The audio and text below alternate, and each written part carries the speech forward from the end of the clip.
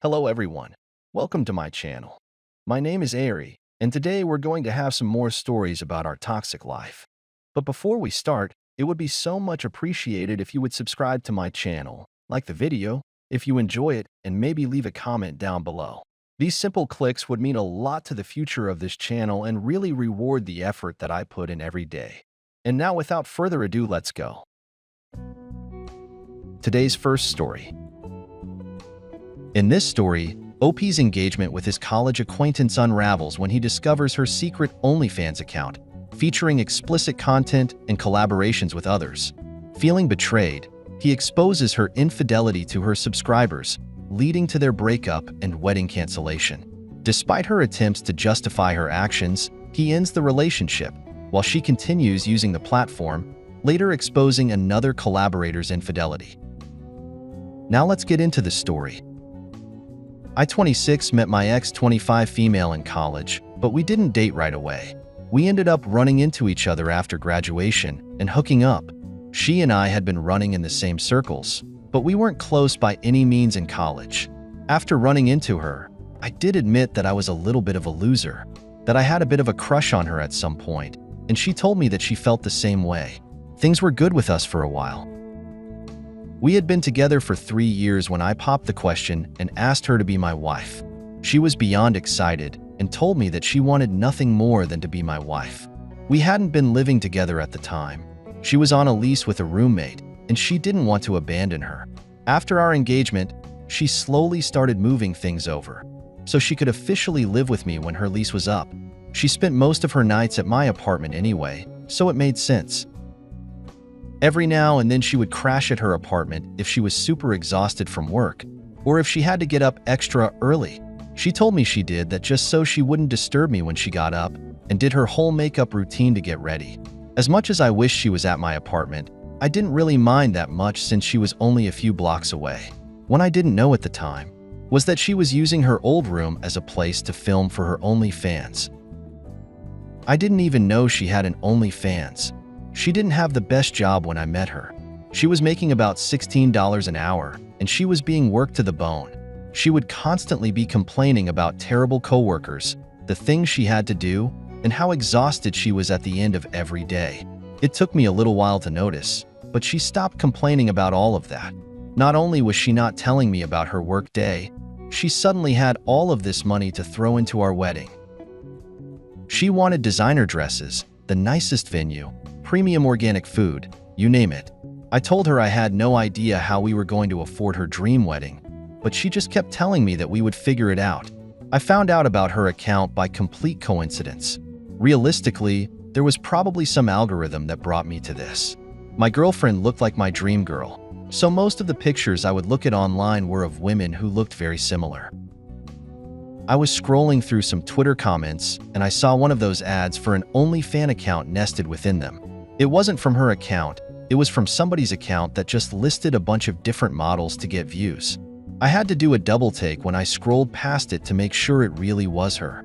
I was 100% certain that the woman in the video I saw was my fiancée. Now there's no shame in having these accounts and making money from them. Honestly, if they can hustle doing that, then good for them. But I wished I would have known that my girlfriend had one herself. I'm a pretty traditional guy, and I don't love the idea of other men online seeing my girlfriend completely naked doing God only knows what. Of course, I had to click on the account to see what was happening. I paid $14 for a month subscription so I could see for myself what she was posting. For the most part, it was all stuff she was doing by herself. I recognized right away that it was in her old apartment, so it finally made sense why she was so hesitant to leave. I didn't like that she was doing this, and at the very least I wished she'd have told me. I thought maybe we could have a conversation about it, and I could convince her to delete it. It wasn't worth throwing away her future. At least I thought that until I saw a collaboration she did with another creator. They were in her room, and there was a full video of her having intimate with some random man. The more I scrolled, the more content of the two of them that I found. It looked like they had filmed 10 videos together and had taken countless photos. All of her subscribers loved it and were asking for more of them together. I scrolled back further and found another collaboration with a woman that I recognized as her roommate. I was shocked by all of it, but I couldn't look away. I didn't understand why she would open an account without speaking to me about it, and how could she so casually cheat on me on the account? I couldn't stay at home and see her, so I crashed at my buddy's place and talked to him about it. He helped talk me down and figure out what I should do. We both came up with the idea of ruining her account. I still had my subscription, so we commented on a post pretending to be another hot girl and invited a bunch of her subscribers to watch an Instagram live of us. Of course, a bunch of them jumped at the opportunity. When I had enough people, I explained what happened, telling all of those men that she had cheated on me and kept the entire account a secret. A lot of them didn't like that because she was pretending to be this nice sweetheart when she spoke to them. They felt like she was lying to them, so they canceled their subscriptions. My fiancée found out and came to confront me at my friend's house when she saw that I wasn't home. We had a huge argument, and she tried to explain to me that she was doing it for us so we could have a nice wedding. I just told her that the wedding was off and explained that she needed to get her things out of my apartment. She tried to convince me not to leave her, but I had no interest in being with her after what I'd seen. We ended up officially breaking up and calling off the wedding. She's continued using her OnlyFans. Apparently, the guy she had collaborated with had a girlfriend who didn't know about the videos they made. She dumped him and posted a video explaining what happened, and his account tanked too. I was glad that my video could help her see the truth. Today's second story. In this story, Opie reminisces about meeting his wife 12 years ago. They built a life together, including a daughter, but tension arises when she becomes involved with her yoga instructor. Suspecting infidelity, he gathers evidence and confronts her at her work Christmas party, publicly exposing her affair.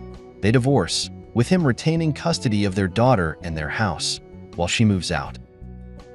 Now let's get into the story. I, 37 male, met my wife, 33 female, 12 years ago at a cafe in the city. I remember the day vividly.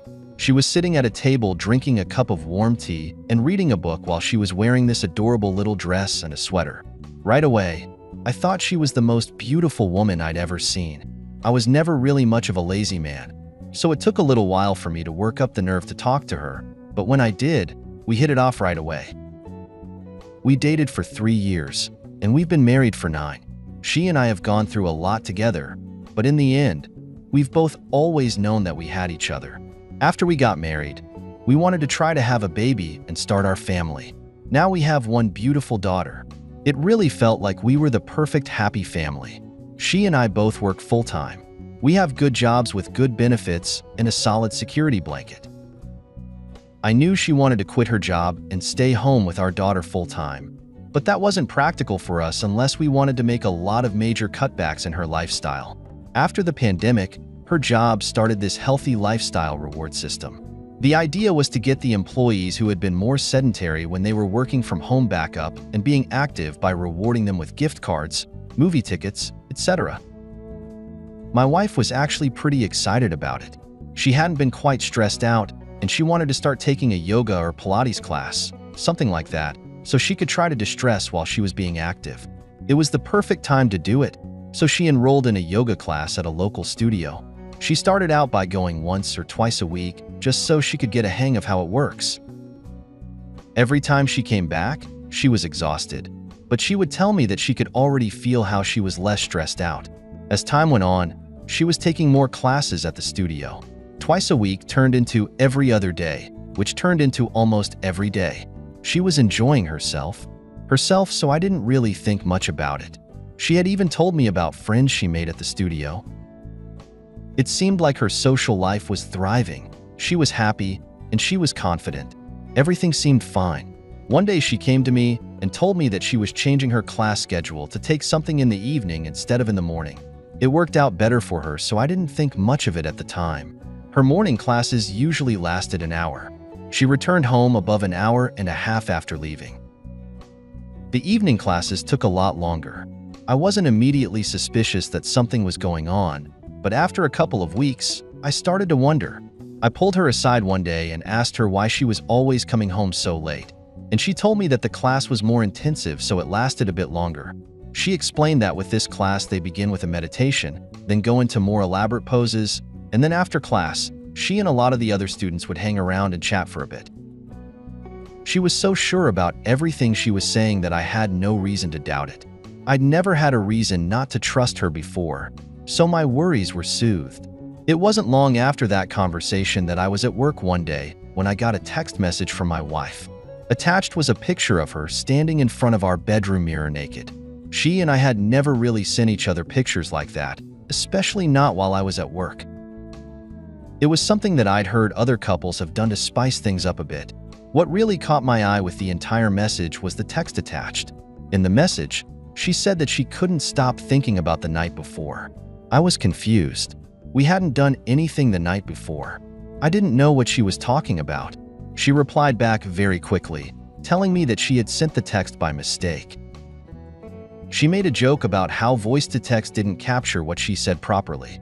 She tried to clarify it by saying she couldn't wait for tonight. I honestly didn't buy what she was saying. I thought right away that she had sent me the entire message by mistake. I knew it was meant for someone else. I spent the rest of the day at work anxious and worried that something was wrong. When I got home, my wife was instantly telling me that she had a headache, felt dehydrated, and had been vomiting. I thought it was interesting timing. I had an old friend from high school who used to work as a cop, but they changed their career to work as a private investigator. I reached out to him and explained my situation, and he said that he'd be happy to help. I played it cool while he was looking into what was going on. I didn't want to raise any suspicion to give my wife the upper hand in continuing her lies. About a week after he started, we met for lunch at a restaurant in town where he showed me the evidence. I had been right to suspect there was something going on. I was honestly shocked to find out that it was with her yoga instructor. In hindsight, she only referred to the instructor as the instructor. She never used any pronouns like he or she. Maybe I was in the wrong, but I assumed it was a woman.